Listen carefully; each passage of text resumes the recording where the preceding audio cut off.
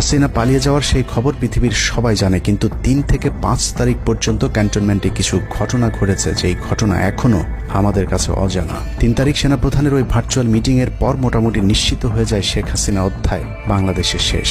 শুরু হয় ভারতের প্ল্যান বি বাস্তবায়নের প্রক্রিয়া। 3 তারিখ রাতে আসিফ নজরুলের সাথে ডিজিএফআই কার্যালয়ের পাশের একটি ভবনে আসিফ নজরুলের ঘনিষ্ঠ বন্ধু major general Hamid, lieutenant general Mujib এবং মেজর জেনারেল ফেরদৌস সেলিমের একটি গোপন বৈঠক হয়, যেখানে ভারতীয় গোয়েন্দা সংস্থার 16 জন কর্মকর্তা উপস্থিত ছিলেন। মূলত 5 তারিখ শেখ হাসিনা পদত্যাগ করার পর করণীয় নির্ধারণ করতেই ওই বৈঠক অনুষ্ঠিত হয়। দীর্ঘ বৈঠক শেষে মোট 3টি বিকল্প নির্ধারণ করা হয়। প্রথমটি জরুরি অবস্থা জারি করে সেনাবাহিনীর হাতে ক্ষমতা দেয়া, দ্বিতীয়টি আসিফ নজরুলকে প্রধান উপদেষ্টা করে একটি অন্তর্বর্তীকালীন সরকার গঠন।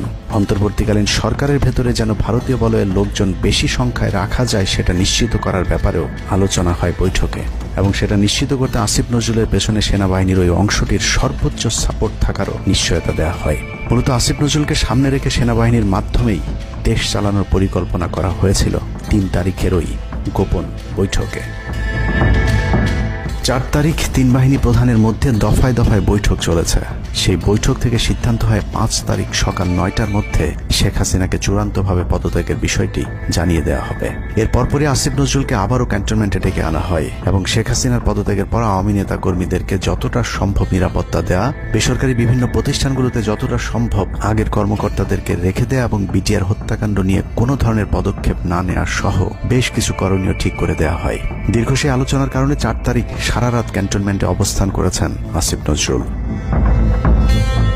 তাৎক্ষণিক আসিফ নজরুলের কাঁধে 2টি দায়িত্ব দেওয়া হয়: আর্মির প্রতি সকলের আস্থা তৈরি করা এবং হাসিনার পদত্যাগের পরপর ছাত্রদেরকে সেনাবাহিনীর নিয়ন্ত্রণে নিয়ে আসা। কথা মতো আসিফ নজরুল 4 তারিখ রাত এবং 5 তারিখ খুব সকালে ক্যান্টনমেন্টে বসে ফেসবুকে তিনি 2টি পোস্ট করেন। পোস্টের প্রথমটি 4 তারিখ রাতে সেনাবাহিনীকে প্যাট্রিয়ট সম্বোধন করে করা হয়, যেন সেনাবাহিনীর প্রতি ছাত্র জনতার আস্থা বেড়ে যায়, এবং পরেরটি সংখ্যালঘুদের বাড়িঘরে হামলা না চালানোর অনুরোধ করে পোস্ট করা হয়। দুপুর 12টার আগে আসিফ নজরুলের করা হিন্দুদেরকে নিয়ে ওই পোস্টে প্রমাণ করে আসিফ নজরুল আগে থেকেই জানতেন কিছুক্ষণ পর আসলে কি ঘটতে যাচ্ছে। আমরা এখন আর্মি চিফের সাথে একটা আলোচনায় আছি। আমি যতটুকু ওনার সাথে কথা বলেছি আমার কাছে মনে হয়েছে, আশা করছি আপনাদের জন্য অনেক বড় সুসংবাদ আসছে। বিজয়ের খবর আগেই জেনে যাওয়াটা সমস্যা না, কিন্তু সমস্যা হলো আসিফ নজরুল সবাইকে আন্দোলনের কেন্দ্রবিন্দু ঢাকা বিশ্ববিদ্যালয়ে যেতে না বলে ক্যান্টনমেন্টের সুখবরের অপেক্ষায় থাকতে বলেন।